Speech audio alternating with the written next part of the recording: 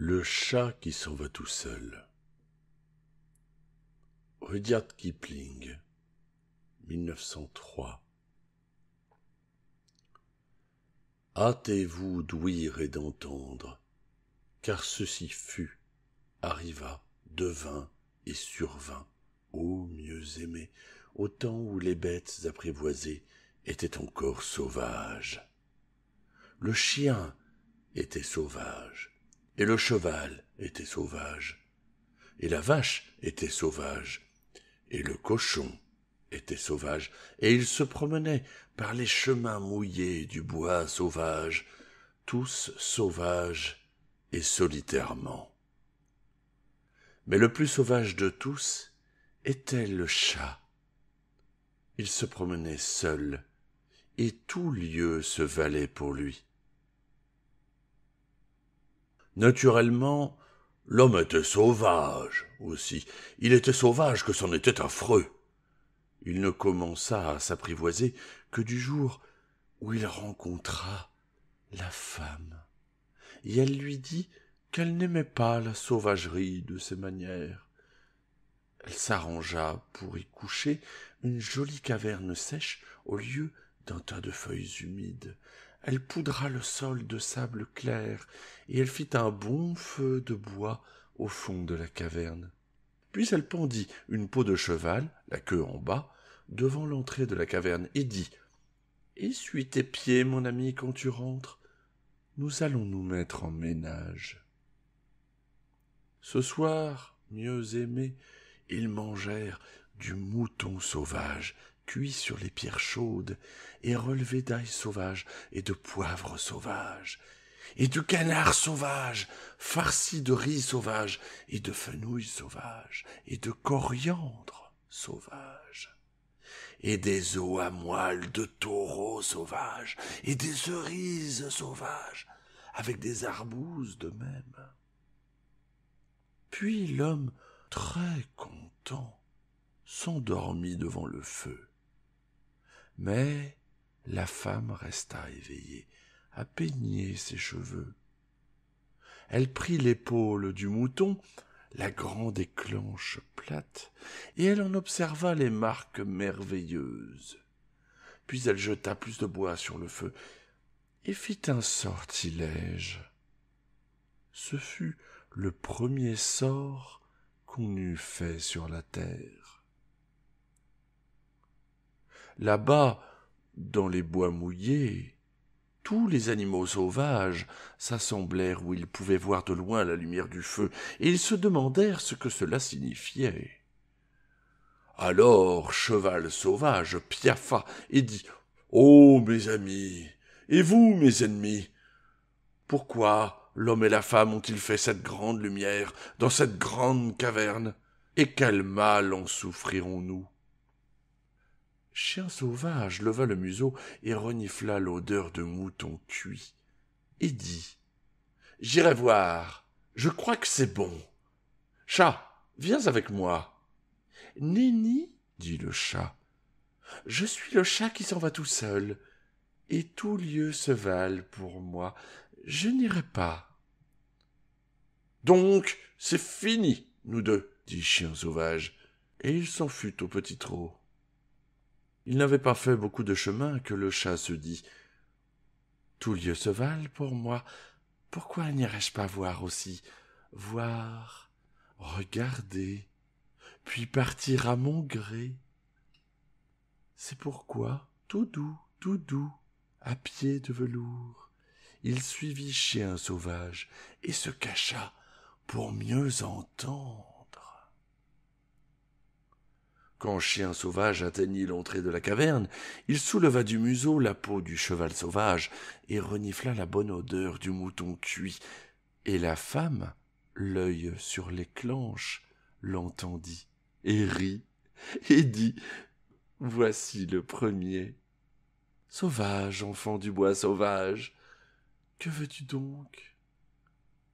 Chien Sauvage dit « Ô, mon ennemi, femme de mon ennemi, qu'est-ce qui sent si bon par les bois sauvages ?» Alors la femme prit un os du mouton et le jeta à Chien Sauvage, et dit « Sauvage, enfant du bois sauvage, goûte et connais. » Chien Sauvage rongea l'os, et c'était plus délicieux que tout ce qu'il avait goûté jusqu'alors, et dit « Oh, mon ennemi, femme de mon ennemi, donne-moi un autre. » La femme dit « Sauvage, enfant du bois sauvage, aide mon homme à chasser le jour, et garde ce logis la nuit, et je te donnerai tous les os qu'il te faudra. » « Ah !» dit le chat aux écoutes, « voici une femme très maligne, mais elle n'est pas si maligne que moi. » Chien Sauvage entra, rampant, dans la caverne, et mit sa tête sur les genoux de la femme, en disant « Ô mon ami, femme de mon ami, j'aiderai ton homme à chasser le jour, et la nuit, je garderai la caverne. » « Tiens, » dit le chat aux écoutes, « voilà un bien sot chien. » Et il repartit par les chemins mouillés du bois sauvage, en remuant la queue, et tout seul. Mais il ne dit rien à personne. Quand l'homme se réveilla, il dit « Que fait Chien Sauvage ici ?» Et la femme dit « Son nom n'est plus Chien Sauvage, mais Premier Ami, car il sera maintenant notre ami à jamais et toujours. Prends-le quand tu vas à la chasse. » La nuit d'après, la femme fut coupée à grandes brassées vertes de l'herbe fraîche au pré riverain et la sécha devant le feu.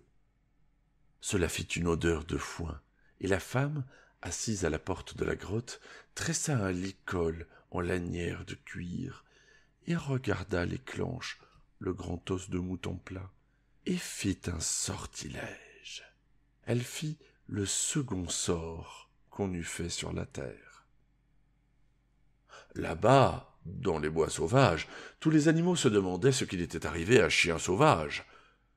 À la fin, Poulain Sauvage frappa du pied et dit « J'irai voir et rapporter pourquoi Chien Sauvage n'est pas revenu.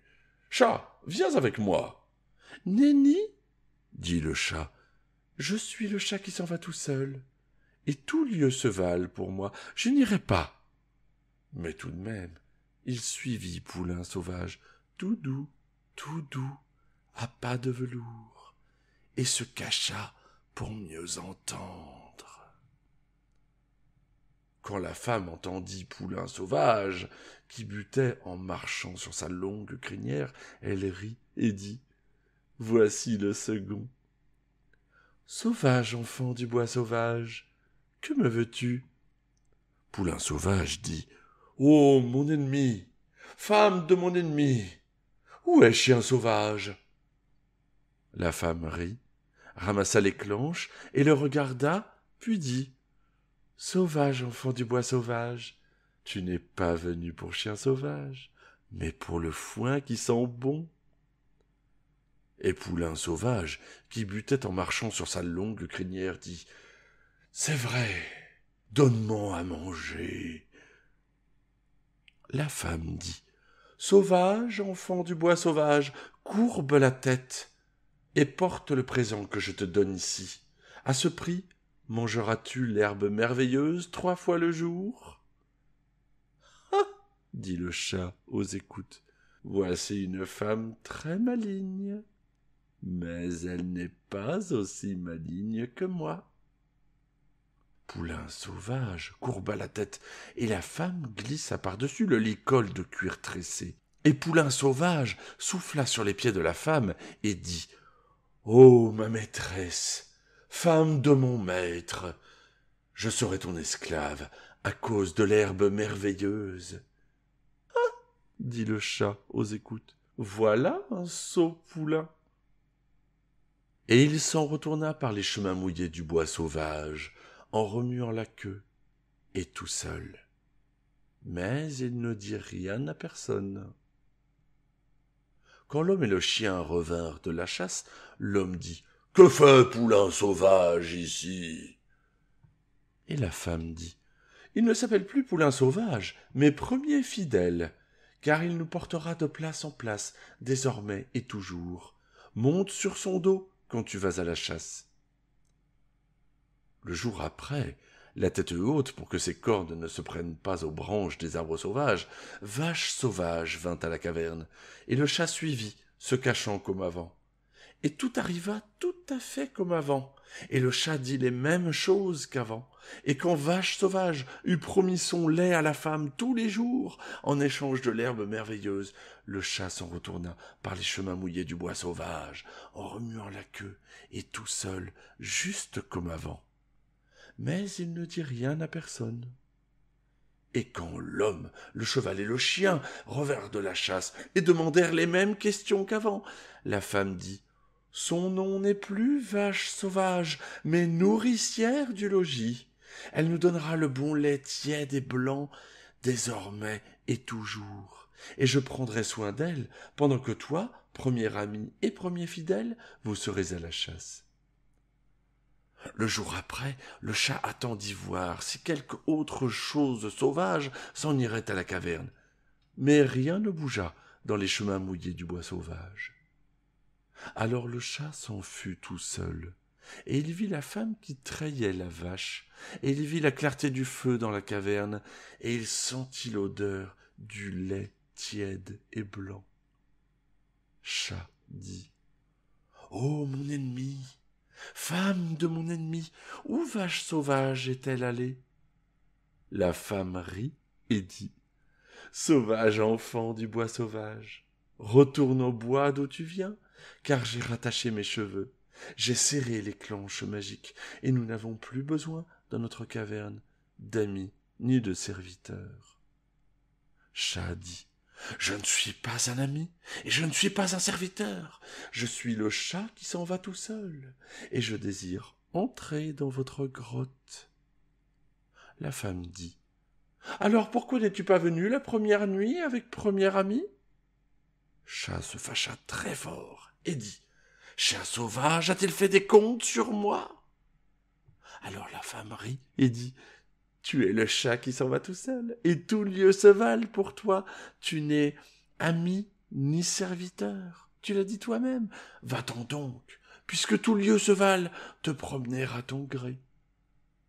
Alors Chat fit semblant de regretter et dit: n'entrerai-je donc jamais dans la grotte? Ne m'assoirai-je jamais près du feu qui tient chaud? Ne boirai-je jamais le lait tiède et blanc? Vous êtes très sage et très belle. Vous ne devriez pas faire de mal, même à un chat. La femme répondit: je savais que j'étais sage, mais belle, je ne savais pas. Soit, nous ferons un marché. Si jamais je prononce un seul mot à ta louange, tu pourras entrer dans la grotte. Et si tu en prononces deux? Dit le chat. Cela n'arrivera jamais, dit la femme, mais si je prononce deux mots à ta louange, tu pourras t'asseoir près du feu dans la grotte. Et si tu dis trois mots? Dit le chat. Jamais cela n'arrivera, dit la femme, mais si je dis trois mots à ta louange, tu pourras laper le lait tiède et blanc 3 fois le jour, à jamais. Alors le chat fit le gros dos et dit: que le rideau qui ferme la grotte, le feu qui brûle au fond, et les pots à lait rangés près du feu soient témoins de ce qu'a juré mon ennemi, femme de mon ennemi. Et il s'en alla par les chemins mouillés des bois sauvages, remuant la queue, et tout seul. Cette nuit-là, quand l'homme, le cheval et le chien revinrent de la chasse, la femme ne leur parla pas du marché qu'elle avait fait avec le chat, parce qu'elle avait peur qu'il ne leur plût point. Chat s'en alla très loin et se cacha parmi les mousses mouillées des bois sauvages, tout seul, à son gré, pendant très longtemps, si long que la femme n'y pensa plus. Seule la chauve-souris, la petite chauve-souris, qui pendait tête en bas à l'intérieur de la grotte, sut où il se cachait, et tous les soirs s'en allait voletant lui porter les nouvelles. Un soir, Chauve-souris dit « Il y a un bébé dans la grotte. Il est tout neuf, rose, gras et petit, et la femme en fait grand cas. » « Ah !» dit le chat aux écoutes. « Et le bébé, de quoi fait-il cas ?»« Il aime les choses moelleuses, douces et qui chatouillent. Il aime des choses tièdes à tenir dans les bras en s'endormant. Il aime qu'on joue avec. Il aime tout cela. » « Ah !» dit le chat aux écoutes. « Alors mon temps est venu. » La nuit après, Chat s'en vint par les chemins mouillés du bois sauvage et se cacha tout contre la grotte jusqu'au matin où l'homme, le cheval et le chien partirent pour la chasse. La femme faisait la cuisine ce matin-là et le bébé pleurait et l'empêchait de travailler. C'est pourquoi elle le porta hors de la grotte et lui donna une poignée de cailloux pour jouer. Mais le bébé continua de pleurer. Alors le chat avança sa patte pelote et toucha la joue du bébé, qui fit risette. Et le chat se frotta contre les petits genoux dodus et chatouilla du bout de la queue sous le petit menton gras, et le bébé riait. Et la femme, l'entendant, sourit. Alors la chauve-souris, la petite souris chauve qui pendait la tête en bas, dit « Oh, mon hôtesse, femme de mon hôte et mère du fils de mon hôte, un sauvage enfant des bois sauvages est là qui joue très bellement avec votre bébé. »« Béni soit-il, quelque nom qu'on lui donne, » dit la femme en se redressant. « J'avais fort à faire ce matin et il m'a rendu service. » À cette même minute et seconde, mieux aimée, la peau de cheval séchée qui pendait la queue en bas devant la porte de la caverne tomba, à cause qu'elle se rappela le marché conclu avec le chat. Et quand la femme alla pour la raccrocher, vrai, comme je le dis, voilà qu'elle vit le chat installé bien aise dans la grotte. « Ô mon ennemi, femme de mon ennemi et mère de mon ennemi, dit le chat, c'est moi, car tu as prononcé un mot à ma louange, et maintenant je puis rester seul dans la grotte, désormais et toujours. Pas moins, je suis le chat qui s'en va tout seul, et tout lieu se valent pour moi. » La femme fut très en colère, et serra les lèvres, et prit son rouet, et se mit à filer. Mais le bébé pleurait que le chat fût parti, et la femme n'arrivait plus à le faire taire, car il gigotait et se débattait et devenait violet.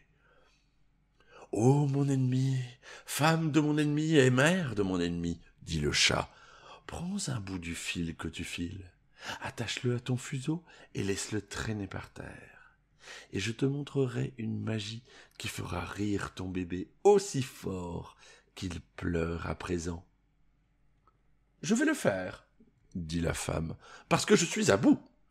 Mais je ne te dirai pas merci. » Elle attacha le fil au petit fuseau d'argile et le fit traîner par terre. Alors le chat courut après, et lui donna des coups de patte, et il fit des culbutes, et l'envoya par-dessus son épaule, et le poursuivit entre ses pattes de derrière, et il fit semblant de le perdre, et fonça dessus de nouveau, jusqu'à ce que le bébé rit aussi fort qu'il avait pleuré, et joua d'un bout de la grotte à l'autre, tant qu'il fut là, et s'installa pour dormir, avec le chat dans ses bras. « Maintenant, dit Chat, je chanterai au bébé une chanson qui l'empêchera de s'éveiller d'1 heure. » Et il se mit à ronronner tout bas, tout doux, tout bas, jusqu'à ce que le bébé s'endormît. La femme sourit et les regarda tous deux et dit « Voilà qui fut très bien fait. Nul doute que tu sois très habile, ô chat. À la minute, à la seconde, mieux aimé, la fumée du feu, au fond de la grotte, descendit tout à coup de la voûte. Pouf! Parce qu'elle se rappelait le marché fait avec le chat. Et quand elle se dissipa, vrai, comme je le dis, voici le chat installé bien aise auprès du feu. Ô mon ennemi, femme de mon ennemi et mère de mon ennemi, c'est moi. Car pour la seconde fois, tu as parlé à ma louange, et maintenant j'ai le droit de me mettre auprès du feu qui tient chaud, désormais et toujours. Pas moins, je suis le chat qui s'en va tout seul, et tout lieu se valent pour moi. Alors la femme fut très en colère, et défit ses cheveux, et remit du bois sur le feu, et sortit le grand os des clenches, et se mit à faire un sortilège qui l'empêcha de dire un troisième mot à la louange du chat. Ce n'était pas une magie à musique, mieux aimé, c'était une magie muette. Et bientôt il fit si tranquille dans la grotte qu'un tout petit bout de souris sortit d'un coin noir et traversa en courant. « Ô mon ennemi, femme de mon ennemi et mère de mon ennemi, dit le chat, cette petite souris fait-elle partie de son sortilège ?»« Ouh, au secours! Ah non, certes !» dit la femme, en laissant tomber les clenches, et en sautant sur l'escabeau devant le feu, et en rattachant ses cheveux dardard, de peur que la souris n'y grimpât. « Ah !» dit le chat, ouvrant l'œil. « Alors, la souris ne me fera pas de mal si je la mange. »« Non !» dit la femme, en rattachant ses cheveux. « Mange-la vite, et je t'en serai reconnaissante à jamais !» Chat ne fit qu'un bond, et goba la petite souris. Alors la femme dit « Merci 1000 fois. Le premier ami lui-même n'attaque pas les petites souris aussi vivement. Tu dois être très habile. » À la minute, à la seconde, mieux aimé, le pot à lait qui chauffait devant le feu se fendit en deux. Parce qu'il se rappela le marché conclu avec le chat, et quand la femme sauta à bas de l'escabeau, vrai, comme je le dis, voilà le chat qui lapait le lait tiède et blanc, resté au creux des morceaux. « Ô mon ennemi, femme de mon ennemi et mère de mon ennemi, dit le chat, c'est moi. Car tu as dit 3 mots à ma louange, et maintenant je pourrai boire le lait tiède et blanc 3 fois le jour, à tout jamais. Mais pas moins, je suis le chat qui s'en va tout seul, et tout lieu se valent pour moi. » Alors la femme rit, et mit devant le chat un bol de lait tiède et blanc, et dit « Ô chat, tu es aussi habile qu'un homme, mais souviens-toi, ton marché ne fut conclu avec l'homme ni le chien, et je ne sais pas ce qu'ils feront en rentrant. »« Que m'importe, dit le chat, pourvu que j'ai ma place dans la grotte, près du feu, et mon lait tiède et blanc 3 fois le jour. Je ne me soucie pas de l'homme ni du chien. » Ce soir-là, quand l'homme et le chien rentrèrent dans la grotte, la femme leur dit l'histoire du marché, tandis que le chat, assis au coin du feu, souriait en écoutant. Alors l'homme dit « Oui, mais il n'a pas fait de marché avec moi, ni avec tous les hommes qui me ressemblent. » Alors il retira ses 2 bottes de cuir, il prit sa hachette de pierre, ce qui fait 3, et les rangea devant lui, et dit « Maintenant, nous ferons marcher à notre tour. Si tu n'attrapes pas les souris tant que tu seras dans la grotte, à jamais et toujours, je te jetterai ces 3 choses partout où je te verrai, et de même feront après moi tous les hommes qui me ressemblent. » « Ah !» dit la femme aux écoutes. « Tu es un très habile chat, mais pas autant que mon homme. » Le chat compta les 3 choses.